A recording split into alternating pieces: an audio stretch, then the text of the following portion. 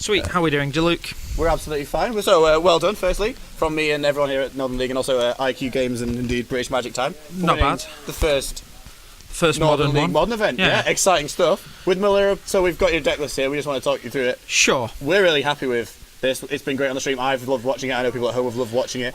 Absolutely love Collected Company. We've seen Laura do a lot of work with it as well. We made the top 4. Really happy. Sometimes you just combo people. And then that last game where you just sort of went.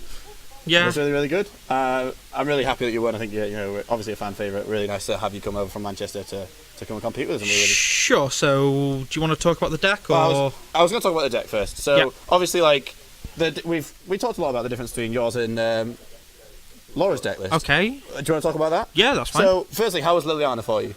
Liliana's been really good. It's sometimes slightly awkward that you can't get back either Anafenza or Malira with it, but I was playing a Revelark in that slot, and obviously you can't hit Revelark off a Collected Company. Yes. So I had the opportunity to get a similar sort of effect whilst increasing the chances of hitting from a Collected Company. Yeah, and then the Liliana also works well because I think pretty much every round today I've brought in the Spike Feeder Archangel combo. Okay. And sometimes just the random extra lifelink you get off the Liliana will boost your team when you just go before damage, Cord, put Archangel into play, Anthem my guys. Okay, just the Archangel value. I've not even thought of that. Yeah, that's really interesting synergy there. So how about Anafenza as well? 3-mana Anafenza. Obviously that's the difference between Laura's list and yours. The 3-mana Anafenza. Sure. So I didn't know how many of Anti-Divine's lot or the Preston lot would be here, but I know there's a lot of Living End players there. Yeah. And it just absolutely hoses the Living End because they can't cycle, and even with Shriekmaw I think says non-black creature. Yeah, it's non-black, yeah. So they can't Shriekmaw it. Like they basically have to draw into their Beast Withins and get there. As well against random Grisha Brand decks and that sort of stuff. As well, sometimes you just start getting value off your Kitchen Finks, so you'll go combat in with Anafenza and Kitchen Finks, eat the counter. Again, another bit with of the synergy Kitchen that we had, Finks. really, You then can go off and sack it and get back with Viscera's and you've still got an untapped creature in case you actually need to block with it. Yeah. It's not ideal, but sometimes you do just get random sort of extra bonuses. So that's really impressive. Lots of little synergies there that aren't immediately obvious. Think of the deck. Are you really happy with the deck overall? Would you change anything at all? The Path to Exiles came out a lot. Okay. I don't know if they're the right thing in the main deck. The lists were running Abrupt Decays to deal with Twin, which I think is fine, and there are definitely a lot of times where I'd like an Abrupt Decay style effect to deal with things like Torpor Orb and that sort of style of effect, but I don't particularly want to be bringing in the Pride Mages or the Rex Sages from the sideboard. I played against a Merfolk player earlier, and you definitely, unless you're expecting them to have relics or Grafdigger's Cages or Torpor Orbs, you don't particularly want to bring those cards in. Yeah. But you do just want a bit of extra game against them, so maybe it's a case of the Abrupt Decays are needed in the main to deal with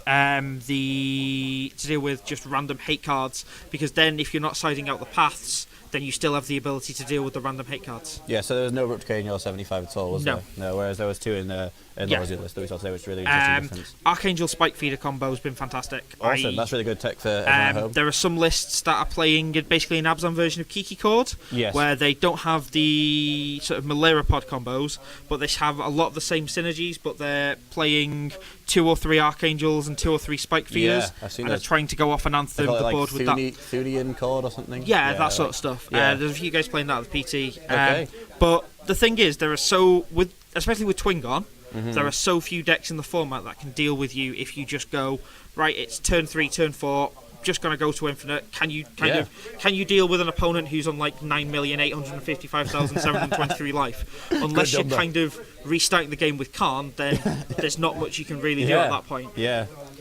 Cool. So how do you feel about the meta today as well? Like, do you feel like your deck was well positioned? It looked well positioned. It was very, very fair today. It was very fair. The meta was incredibly fair. It was a bit nuts, really.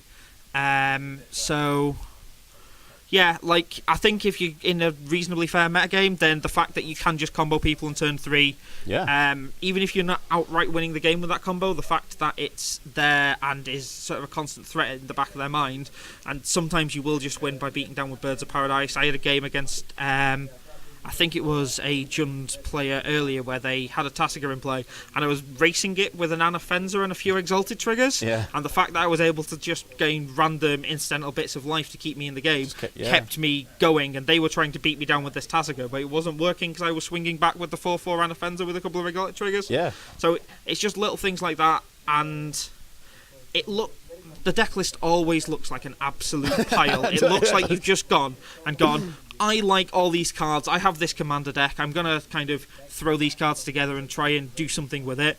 But in reality, there's so many little bits of incremental card advantage that goes into a deck like this, and it all adds up, and it all kind of overwhelms your opponent. So there's guys who are trying to do stuff with really powerful removal spells or really powerful sort of graveyard synergies and stuff like that. And this deck, it doesn't have to be graveyard synergies. It can just go on I'm just going to incrementally get a little bit of extra card advantage with every single action I make over the course of a game. And then suddenly you're still on 20 life, they're on 4, and you have Birds of Paradise with 3+1/+1 counts on it. Yeah, it did seem like you were outjunded Jund at times. So last question before I know you're in a rush. Token of your likeness, have you got any ideas for, like, obviously David had a 1/1 soldier token. Bitter Blossom tokens. Bitter Blossom tokens. Wow. So basically, one of the local guys back in Manchester has been after things to play as Bitter Blossom tokens for a while. Oh, okay. And I figure I might as well make him play with tokens with my face on it, right? Yeah. I love that. That's a great reason. Right. Thank you very much for coming, Nick. I'll pop over and see you in just a moment. Cheers, Luke. Thank you. No problem. We're just going to go to adverts now, but thank you very much for watching, guys.